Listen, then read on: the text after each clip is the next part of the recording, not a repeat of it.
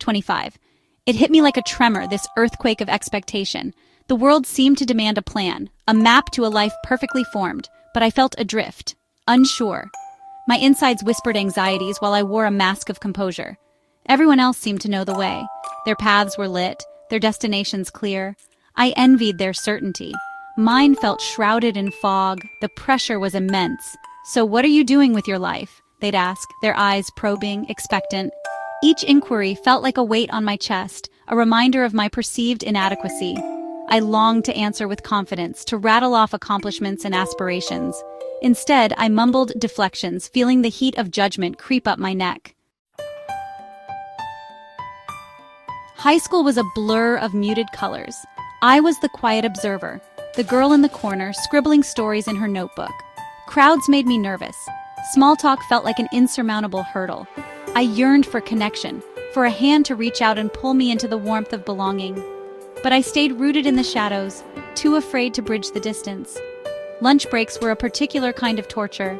The cafeteria, with its cacophony of laughter and chatter, felt like an alien planet. I'd find refuge in the library, surrounded by the comforting silence of books. Words became my companions, stories my escape from the awkward reality of adolescence. I devoured them whole, finding solace in their fictional worlds. Strangely, I could stand on a stage and speak to hundreds. Debate clubs, school plays, my voice resonated with confidence. Applause washed over me, a wave of validation.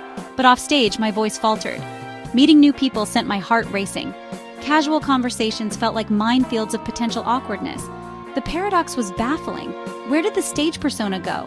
Why was I two different people? The answer, I realized, lay in the script. On stage, I was playing a part, embodying someone else's words. In life, the script was mine to write, and the blank page terrified me.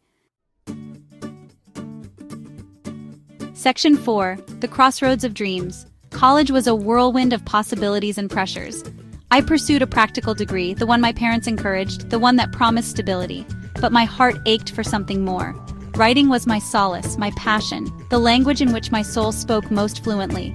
Yet, I kept it hidden, a secret shame I couldn't bear to expose. The weight of expectations felt suffocating. Get a good job, they said. Build a secure future.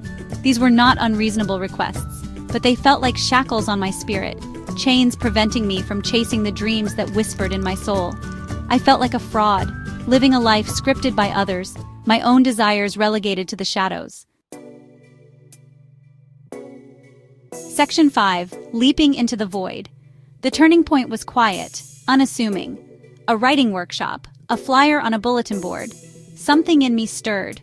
I enrolled on a whim, ignoring the voice of doubt that screamed caution.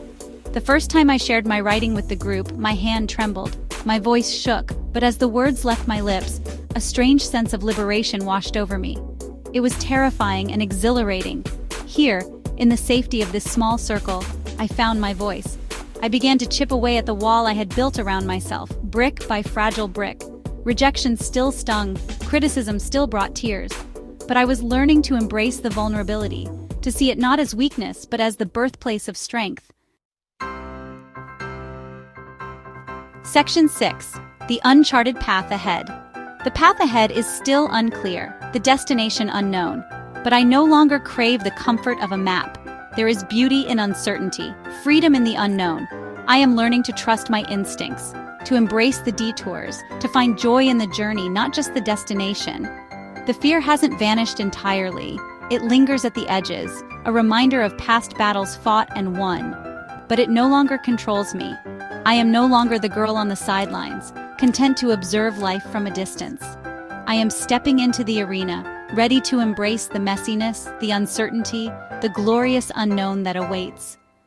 This is 25, and I am finally starting to live.